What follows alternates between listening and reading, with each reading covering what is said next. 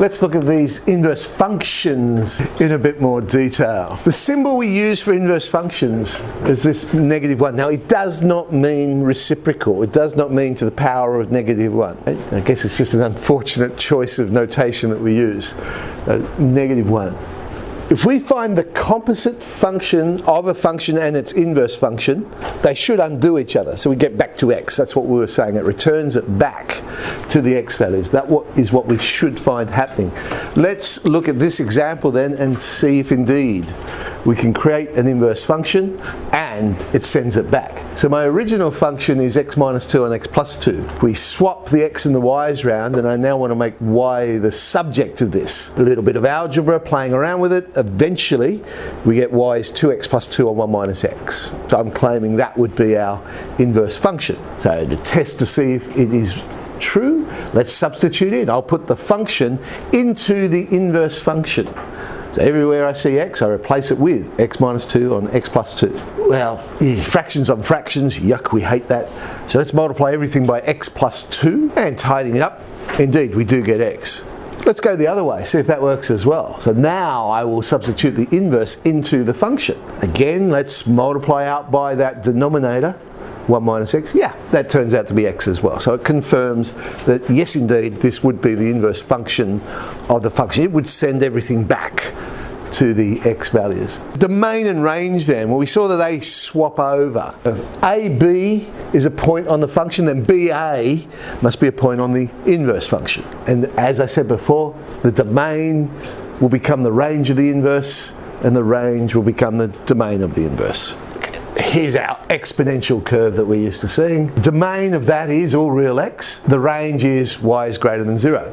Well, we know that the inverse of our exponentials is our log function. The domain should end up being then x is greater than 0, range swaps over, and the range should be all real y, and we actually, we do recognise that our log curve would look something like that. And yep, I've just drawn in y equals x there to look at that. Yes, they are reflections of each other in y equals x. But when you think about it, not a lot of functions are going to have inverse functions unless they're continually increasing or continually decreasing. As soon as they turn, it's going to fail the horizontal line test.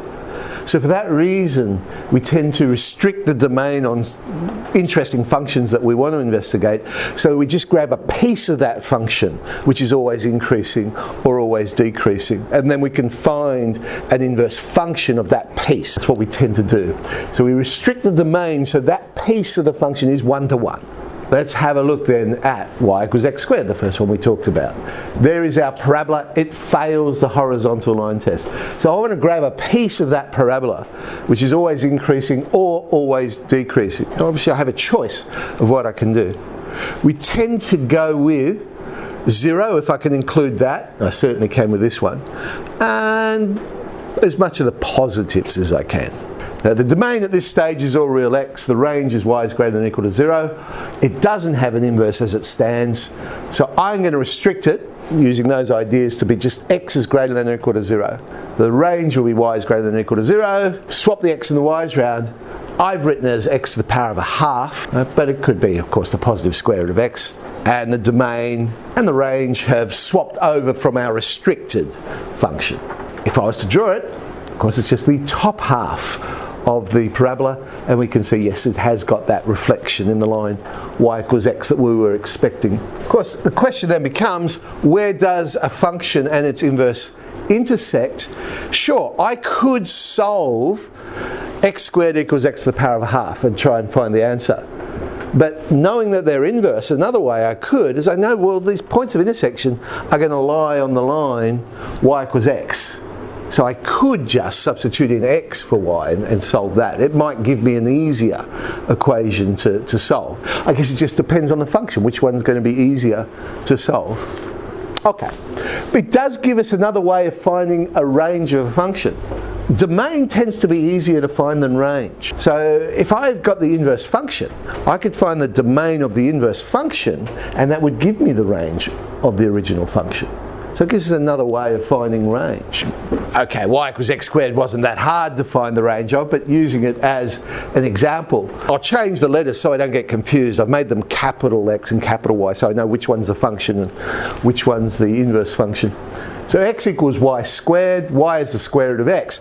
Now when I see that, I can very quickly go, oh, I know the domain of that is x is greater than or equal to 0. So the new function, that inverse function, is x is greater than or equal to 0. Therefore the range of the original one must have been y is greater than or equal to 0.